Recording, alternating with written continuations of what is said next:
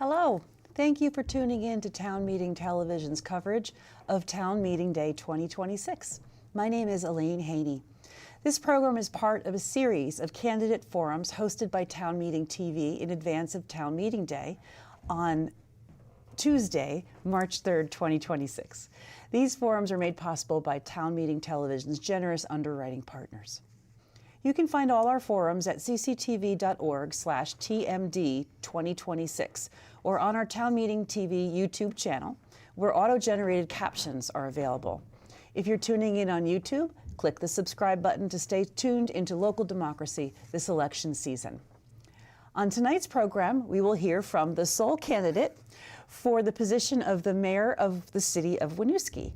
And the candidate is current interim mayor, Thomas Renner. Welcome. Thank you. Thank you for having me.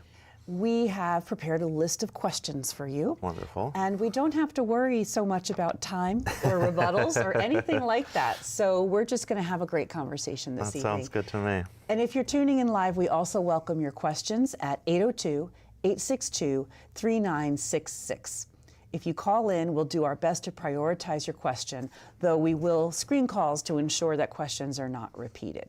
You can also submit questions for future forums online at cctv.org/TMD2026. So let's get started. Yeah. Normally, we ask for an opening statement. So tell me what you love about Winooski and why you want to be elected mayor. What I love about Winooski, isn't that a great question? Because I almost love everything about our nice little city. It is truly, it's a lovely place. I mean, it's one of those places where the term community still feels real, I think. Yeah. I frequently like to talk about Winooski as it feels like a small rural country town in a way, that everybody knows their neighbors, knows their elected officials, but we have the benefit of being in a city. And I've just been so thrilled to be able to serve on city council and then becoming interim mayor. And when I had to decide, am I going to run for mayor? Am I going to run for council? I thought, what an amazing opportunity that was in front of me, that I could run for mayor and could represent my city in that way. You know, I'm not opposed, so I'm going to say I'm probably going to win on town meeting day, and that will make me the first black gay mayor, that the first black mayor and the first gay mayor that the city has ever seen. Somebody mentioned that to me the other day, and I hadn't really kind of thought about that yet. Yeah. And I have now, and I realize the extra, very privileged weight I get to have for carrying those two firsts. Yeah. Yeah. That's great. Well, congratulations on that milestone. Yeah, thank you. Let's just dive right into some technical stuff. Yeah. So you have a new budget being proposed of $11.79 million, which is an increase of 6.51% from last year. So what kind of experience do you bring to the overall financial management of the city, and what are your thoughts on the budget going before voters? You know, I've had 4 budget seasons now at this point, which have all been their own interesting learning experiences for me. And it's difficult. You know about budget season. You have to weigh all of the many needs that your city has and the residents have versus how much money you can actually ask them to pay in taxes. And that's something that has always weighed on me deeply. And I think it's some of the most important work that we do as a council or as a select board. And this year as interim mayor, even more so, I felt like I had to make sure that I was deeply listening to the community to understand what they wanted from us.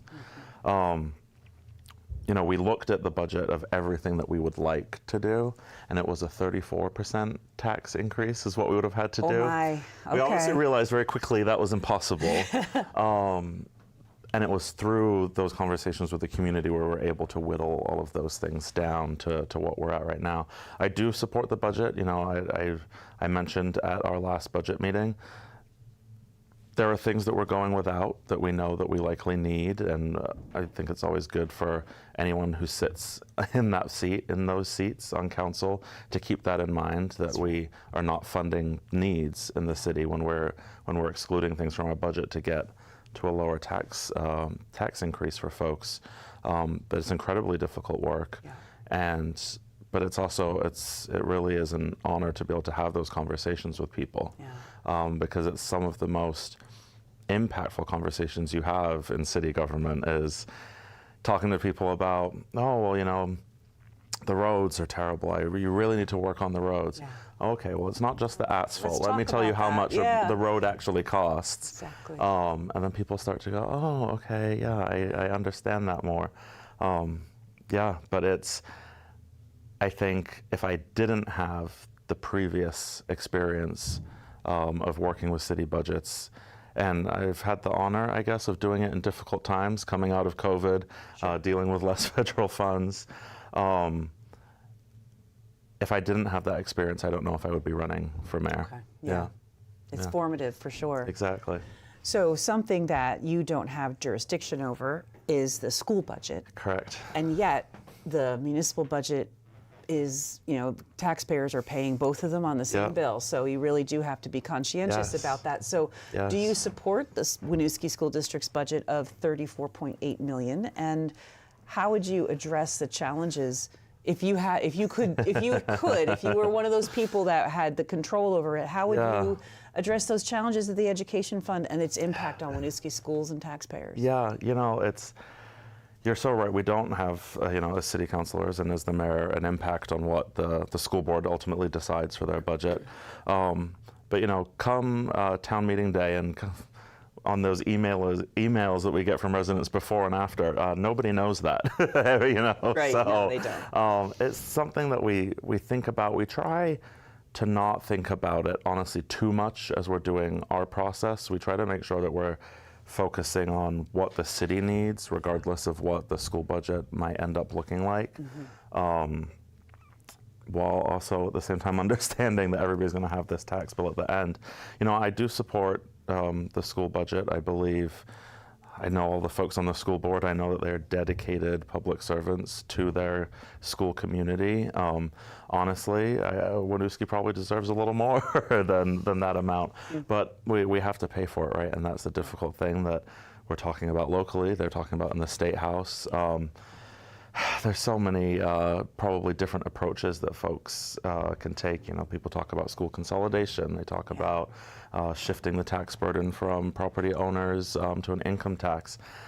And, you know, I'm not in the building in Montpelier, so I don't think I have a true final answer on what I think they should do. What I know right now is the students of Winooski have been able to succeed because of the current structure that we have. Yeah. I hope that whatever comes out of Montpelier, I know it will change. I know folks across the state are asking for some help when it comes to what their tax bills look like, but I hope that we continue to help the communities that need it the most. Right. And you know, somebody asked me the other day, well, we just built a new school in Winooski, which if you haven't been to it yet, it's a beautiful, nice big school. And they say, well, if we consolidate and they send us to Burlington, that doesn't make any sense. And you know, I think it would be an interesting choice if that were to come our way. But you know, what I wonder, and I've shared with some folks, is there are some people who live in Colchester or Essex who are actually closer to our school than they are to their respective high schools. So could they maybe come to Winooski and we can get more students in the building? I'm sure that won't fix everything, but I think we just really need to be looking at it with an outward view and with a holistic approach. Yeah. Well, another part of the budget pie that voters are going to have to consider is the capital side. Yeah. So, and Winooski has been undergoing a lot of projects. You've noticed? I've noticed, but you know what? What I also notice is when they're done, it's like, wow, that looks fantastic. Exactly. I know that road is solid. I mean, it's a lot to ask, but then when you're done, it's amazing. So there are multiple articles on the ballot related to capital improvement, and voters are going to decide on general obligation bonds to upgrade the Cascade parking garage elevator, upgrade a sidewalk on a portion of East Spring Street, and perform upgrades at City Hall. Yeah. Do you support these projects, and why or why not? I do, wholeheartedly, to be honest. These are things that have gone many, many years that we've known that they've either needed fixing, creating, or replacing. Yeah. For the garage, we don't have an elevator in there. So if you're not able to take the stairs, you have to loop all the way up or down, depending on where you're going. East Spring Street, it's a similar thing. I see it as an accessibility and honestly an equity issue. We don't have a sidewalk on one of the most traveled parts of Winooski Road. Most traveled for pedestrians and for cars. So you can imagine the dangerous situation that creates. And the great thing about that project is just a little bit down the street from East Spring Street, the state is going to be putting in a new traffic light. So we're trying to time that at the same time, and that way it will actually save Winooski taxpayers some money because the state's going to manage that project for us. Oh, that's great. And then for the rehabilitation of City Hall, it's one of those things where if you don't have to go in to pay a parking ticket, or you don't have to come before council for something, you may not have noticed how weathered our City Hall and particularly our police station look. So most of those funds will actually go towards the police station. And if you go down there, they've got asbestos in the floors, there's mold in the walls, and in the ceilings. So it's not an enjoyable place for our police officers and our dispatch folks to work. And then upstairs in City Hall, we're really just doing some cosmetic lifts so that when somebody comes in, they can feel a little proud about the City Hall that is Winooski's. Awesome. So yeah, I'm very much hoping all of the voters will approve those 3 measures. That's great. That's a lot to think about. It is. So let's go back to talking about the role as mayor. Yeah. And one of your jobs is to advocate regionally and statewide for Winooski and with other partners on behalf of Winooski. So what priorities would you bring to the Vermont legislature on behalf of your community? You know, one big thing that has been in the news on and off is really the transportation fund. And both sides of it. One, road repairs. There, as a member of City Council, you really learn how expensive it is to upkeep roads and sidewalks, something I never knew before I joined. It's just something we really can't do in a speedy manner that residents deserve by ourselves. And then the actual transportation of people, so we're talking about our bus system. Winooski residents rely heavily on Green Mountain Transit to get around the city, to get into other cities. You know, a lot of folks in Winooski work in Essex or Colchester or Burlington, and they've received several cuts over the years. They've asked for more money from municipalities, and we've given where we can. But again, that is hard for us because of our small tax base. So I'm really hoping that the legislature will be able to infuse some money into those two systems to really help Winooski residents. And then, you know, also I think just economic vitality in general. You know, you alluded to, I should say, our Main Street construction. Although it's an amazing project that we deeply need, there were impacts on businesses. And we're going to have a big bridge replacement soon, and that will also have some impacts on businesses. So we've been talking with folks in the building and the administration to try to make sure that there are programs or supports that exist for those businesses during that period of time. And that's definitely something I'm going to see that I'm still going to be advocating for. Yeah. Yeah. Okay. Winooski has been the center of attention in terms of immigration and civil rights, unfortunately, in the last year. Yeah. So it's such a diverse and welcoming community, but what's your experience been with the national political conversation and how it's affecting residents in Winooski? How would you use your position as mayor to address those concerns? Yeah, I mean, it has truly been just so upsetting to see, you know, when the school raised the Somali flag next to the American flag. I want to make that very clear. The hatred that was coming into public officials on the school board, on the city side, was just, it was really upsetting to see. I actually, a late delivery holiday card arrived in my mailbox at City Hall the other day, and I took it home and opened it up, and it was full of expletives about the Somali community. From somebody who lived in New York, by the way. But the community's has been shaken by the national discourse. You know, it's well known that Winooski is the largest population of New American minority residents in the state. And when you have an administration where the top executive in that administration is saying such disparaging things about people who come to our country to seek a better life and end up giving so much to their communities. It frightens people. You know, I've heard of stories of kids who don't want to go to school, parents who are making sure that their kids do get to school but come right home afterwards. Right. They only try to leave, you know, once a week to do grocery shopping. They're not doing, you know, extracurriculars, seeing their friends. And that hurts the community, it hurts those people. It's upsetting, to say the least.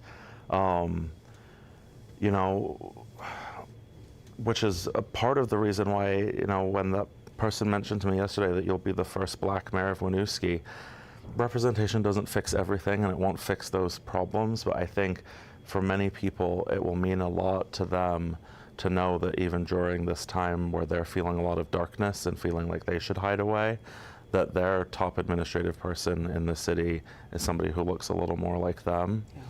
And then I'm going to continue advocating with our folks in the State House to make sure that they are doing the best to keep Vermont protected during these times. Yeah, thank you. Yeah, yeah.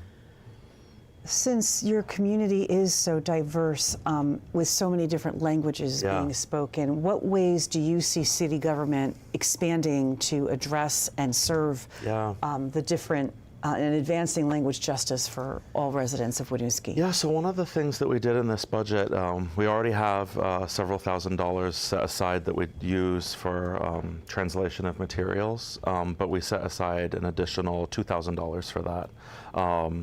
And you know, our city manager assured us we actually didn't technically need the extra money. We've never found a place where we haven't had the money to do the translation, but we wanted to make sure because we expect there could be a possibility we need to put more things out to the community. But at the same time, we recognize there are some languages that are spoken within our community that aren't actually written. A lot of people don't know how to read those languages even if they are written. So we're trying to do as much video work as we can as well. And we're still learning about how to best get that out into the community when we do that video work. But it's something, you know, it's one of the challenges that we have, but it's something that we definitely want to make sure we're tackling head on and making sure that all residents feel like they get the information that they need. Okay. Yeah. I think we have time for one more question. Sure, yeah. Right? It's flown by. It does. What is your understanding of the progress on Main Street, and how do you propose that the city will help visitors, businesses, and residents navigate that next year? It's a wonderful question. So if you go up Main Street now, it looks a lot more finished than it ever has. You know, I remember when this started, I think I said it here at this table, I hadn't even imagined what it was going to look like when the construction started. I remember turning onto Main Street and literally saying, wow. We're thankfully past that point, and we only have one more construction season ahead of us. And from what I'm told, it shouldn't be the entire construction season to get everything wrapped up. And our businesses had a difficult time, and the state came through many conversations, really helped us to navigate that difficulty. And I know they're going to continue to be there with us. And we have a great downtown organization, Downtown Winooski, who has been supporting businesses through this entire thing. And we know it's going to be great at the end, but truly we thank everybody for bearing with us as we've gone through this. Yeah, it's a big challenge. It's a big challenge. You know, you've got to do it. You've got to update all of that work underneath the road, but it's hard getting there. Well, Deputy Mayor Thomas Renner, thank you for being here this evening, and best of luck on Town Meeting Day. Thank you. And thank you for tuning in to Town Meeting TV's ongoing coverage of local candidates, budgets, and ballot items. You can find this and many more forums on our website at cctv.org/TMD2026 or on our Town Meeting TV YouTube channel. Don't forget to cast your ballot on Town Meeting Day before March 3rd, and then tune in to Town Meeting TV's results recap that evening starting live at 7 p.m. Contact your local clerk to find out how to obtain a ballot and to register to vote. In Vermont, you can register to vote on Election Day. So thank you for watching and sharing Town Meeting TV.